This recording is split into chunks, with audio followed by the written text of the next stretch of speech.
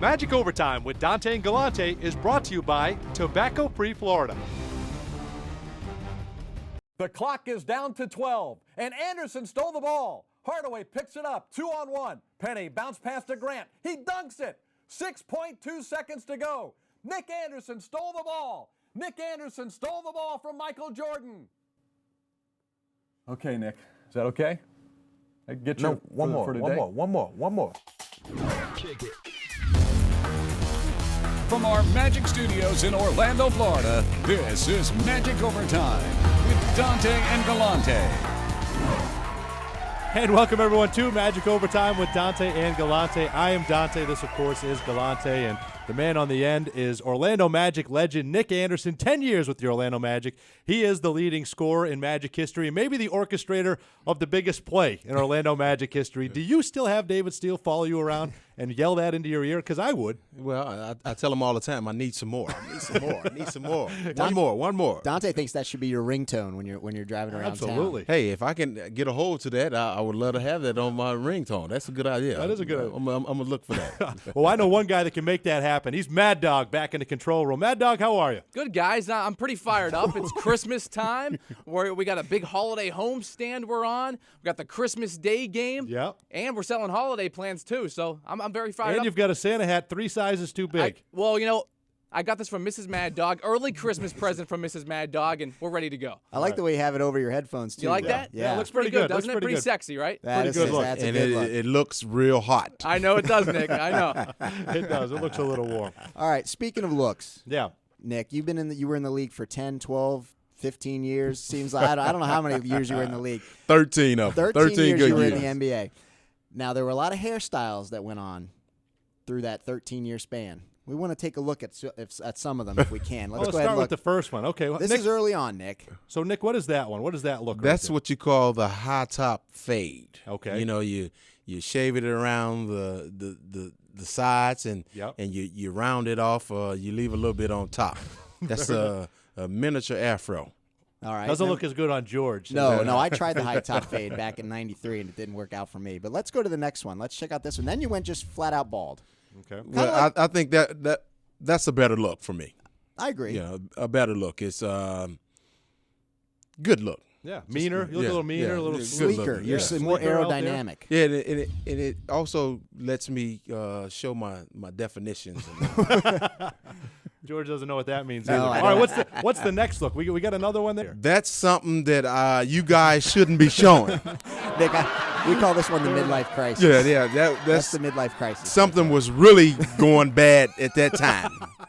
To pull that one Yeah, out. yeah. We yeah. also tried to find the twists. Remember the twists? Yeah. That only lasted for like a game. Yeah, that's something that please don't show that. All right. Well, we got that last one off the screen. won't We show got that that last one off the All right, well, Nick, as you know, because everyone talks about it pretty much every 5 to 10 minutes, this is the 20th anniversary of the Orlando Magic, and you guys have had a lot of fun. Had a chance to catch up with a lot of your old teammates from that first team just a few weeks ago. That was kind of neat, wasn't it? Well, bringing back Mark Akers, a guy I haven't seen since the Sign of Times. Right. Sam Vincent, Jerry Reynolds, who I get a chance to see often here when he comes to a few games, just to see those faces, those guys in the same room, enjoy some moments.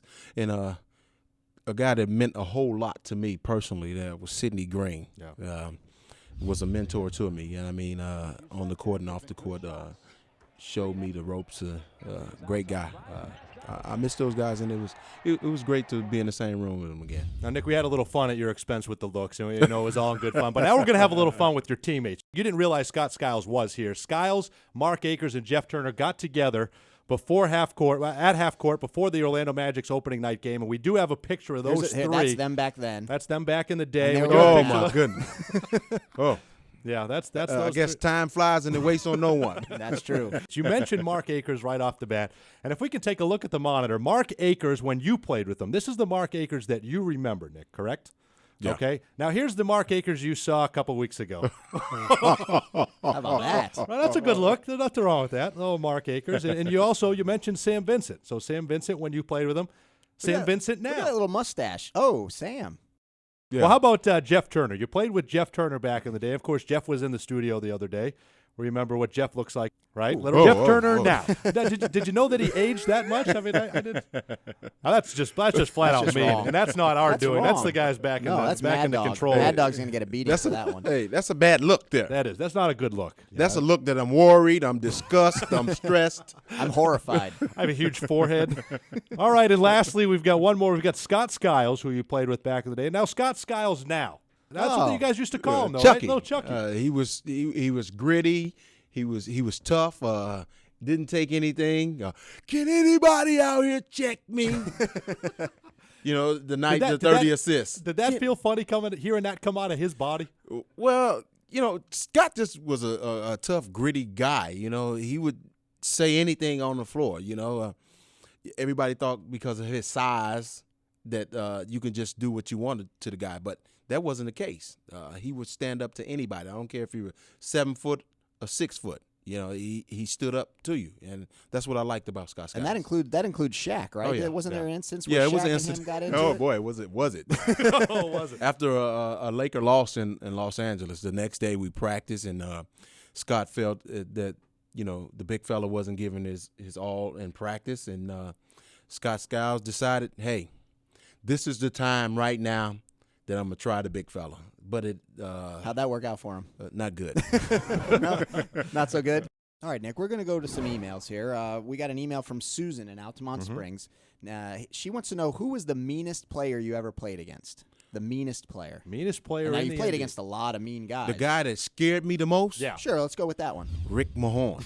Nice. Oh, I was scared the daylights out of me. Yeah, I tell you, I'm laying the ball up in the layup line, and their team on the other end of the floor, and here comes a guy blocking my shot In the layup in line. the layup line. The game hasn't even started, He runs down. and he runs down and blocks my shot, and he turns around and tells me, "If you come to the hole, I'm gonna break your neck."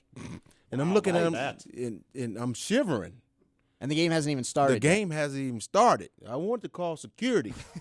Now, how did that affect you during the game? I mean, I didn't drive to the basket Yeah. because that's the only thing that was on my mind. And, it turned out he was joking, but I was scared to death. Was he, though? You didn't know he was I didn't joking. know he was joking, but it scared the daylights out of me. So that was one of the guys early in my career that I feared the most. We also know you had a relationship with Charles Oakley. So Yeah. you knew Charles on and off the court, and I thought for sure you'd go that way because that was a lot of people think that was a pretty scary guy. That was a guy that was tough. I Yeah. mean, he didn't take nothing from the officials, the concession guy, nobody. I could tell you. I got a phone call from him one time when he was playing in Toronto. He told me he was going to slap Tyrone Hill. He owed him money. He was going to slap him doing the jump ball. This was a national televised game. He's just going to smack him. And sure enough, when the ball was tossed up, he turned around and he smacked Tyrone Hill. Oh, my. And I'm saying to myself, my good friend, the elevator is stuck in the middle right now. Well, it's a good thing he's on your side. Yeah. I mean, I would pay him immediately. Yeah. But you can't. But the game has changed, and you can't get away with that sort of No, stuff. you can't. anymore. The game has. There's no more Yeah. tough guys Right. and really tough guys. I mean, when I say tough guys, there's no more Charles Oakleys. There's Right. no more Rick Mahorns. There's no more Charles Barkley. These are guys that didn't take anything from anyone. The game has changed totally. Well, now guys are like exchanging recipes pregame Yeah, and right, postgame, exactly. and Hey, you're yeah, not can doing you any. cook me a Yeah. sweet Yeah. potato pie? They're still tough broadcasters because I smacked George all over the studio. The other day, will I only owed him a quarter. He needed a quarter for the Time- Pepsi machine. Time to pay the piper. That's unbelievable. All right, Nick. Well, before we take a break, we want to talk about Christmas Day. Christmas Day, the Orlando Magic, they got the big fella. You can kiss all our Christmases goodbye from now on, Right. can't you? Yeah. And, George, still a couple of tickets available for that game, the Orlando Magic against the New Orleans Hornets on Christmas Day. How do they get those tickets? Well, they can go to OrlandoMagic.com/fantastic, or they can call 1-800-4NBA-TICKS, and they'll watch the Magic and take on Chris Paul and the New Orleans Hornets, and they get a special T-shirt, right? Do we have one of those underneath the overtime desk here? Talking about this one? This one right here, you get a special limited edition. You can only get this at the game, the Dwight Howard Superman T-shirt. What do you think about that, Nick? Where's mine? Oh, this is yours. Yeah, you'll take this home later. You gave me that look. Now I'm intimidated of Nick. You can take I'm gonna that have shirt to, with I'm gonna you. have to somehow get this back later, but All right. you can get this T-shirt 1-800-4NBA-TICKS Christmas Day Magic Hornets and the and the Dwight Howard T-shirt. You got the number 12 going. Hey, Right. All right. That's nice. Hey. You can only get it at the game, though. You That's can't right. get it anywhere else. You can hang on to that. Mad Dog, what's coming up in the next segment? Well, guys, when we come back, we'll take a look at a great Magic moment. We'll also bring you our second installment of What Did Hito Just Say? And we'll get Nick's take on this week's Would You Rather question. And as a special thank you to you, the Overtime viewers, the first 25 people to text the word Wizard right now to 57375 will receive a code for a free ticket to see the Magic take on the Washington Wizards on Tuesday, January 6, 2009. You'll receive a bounce back code to use online at Ticketmaster to receive your free ticket. So text the word Wizard right now to 57375. And thank you for watching Magic Overtime with Dante and Galante. We'll be back in a moment. Magic Overtime with Dante and Galante is brought to you by Tobacco Free Florida.